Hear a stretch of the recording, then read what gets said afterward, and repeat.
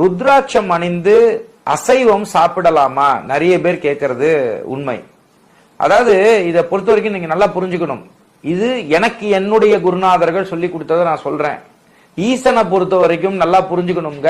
நம்ம ஸ்ரீகாளஹஸ்தியில போனீங்கன்னா ஒரு வேடவர் தன் கண்ணையே எடுத்து கொண்டு போய் கொடுத்து அதை தான் படையலா வச்சுதான் பண்ணார். நம்ம ஈசன் எப்பயுமே புரிஞ்சுக்கணும். அவர் ரொம்ப விரும்பி அந்த சாம்பல் எதுன்னு கேட்டீங்கன்னா நம்ம மயானத்துல இருக்கக்கூடிய சாம்பல் தான்.